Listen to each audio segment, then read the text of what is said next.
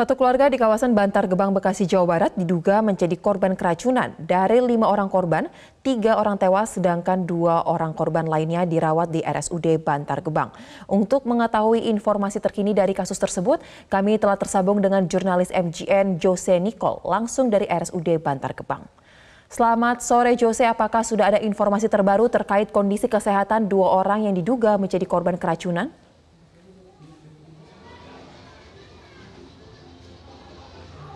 Ya, selamat sore Soza dan juga pemirsa di rumah. Dapat kami informasikan bahwa 2 pasien yang menjadi korban dari insiden keracunan di Bantar Gebang ini berada dalam kondisi yang lebih baik. Pasien pertama merupakan pasien anak dengan inisial NR yang diperkirakan berada dalam usia 4 hingga 5 tahun ini sudah berada dalam tingkat kesadaran yang lebih tinggi dibandingkan dengan waktu ia pertama kali dibawa ke RSUD. Informasi terkini dapat kami sampaikan dari pihak rumah sakit adalah pasien anak ini sudah dapat mengkonsumsi makanan berat dan juga mulai bisa meminum susu hingga memainkan smartphone gadget. Namun dari pihak rumah sakit hingga saat ini masih belum bisa mengajak komunikasi anak itu, mengingat bahwa anak masih berada dalam kondisi yang trauma akibat insiden yang terjadi. Dan terkait dengan perkembangan kesehatannya, pihak dari rumah sakit Soza sebenarnya sudah memperbolehkan pasien anak dengan inisial NR ini untuk dipulangkan. Namun hingga saat ini pihak dari rumah sakit dan juga pihak dari kepolisian masih kesulitan untuk mencari orang yang mengatasnamakan keluarga supaya bisa menjemputnya ataupun menjenguknya selama berada di sini. Dan juga perkembangan informasi terkait dengan pasien kedua Soza dengan inisial MDS diperkirakan merupakan laki-laki berusia 34 hingga 35 tahun ini, diduga adalah adik ipar dari korban yang meninggal. Saat ini berada dalam kondisi yang lebih baik dibandingkan pada saat dia pertama kali tiba.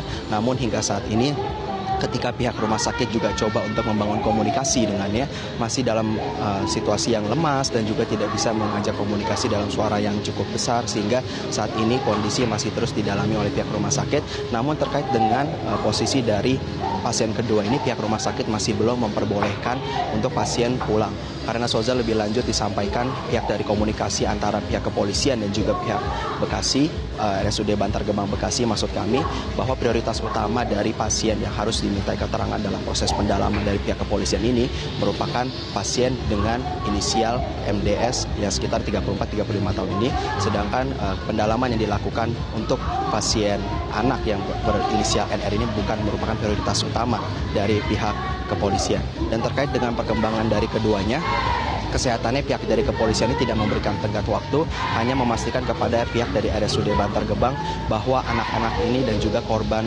dewasa satunya lainnya berada dalam kondisi yang lebih prima dan segera dirumahkan.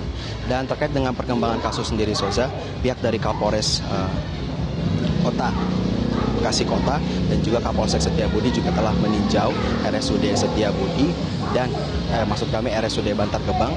Dari hal yang disampaikan terkait dengan perkembangan merupakan identifikasi ulang dari para korban. Yang pertama ini adalah korban AM yang merupakan ibu rumah tangga beserta dengan kedua anaknya RA dan MR yang merupakan korban tewas, sedangkan korban MDS dan korban NR yang diduga juga sebagai anak paling kecil dari ibu AM ini masih tengah berada di rumah sakit RSUD Bantar Gebang. Awal mula kasus ini bermulai dari laporan atau aduan masyarakat kepada pihak kepolisian, dan 2 orang saksi yang menjadi pengungkap dari atau pelapor dari kasus ini telah menemukan 3 orang dan juga 2 orang berada lagi di dalam seluruh rumah, tersebar dalam seluruh rumah.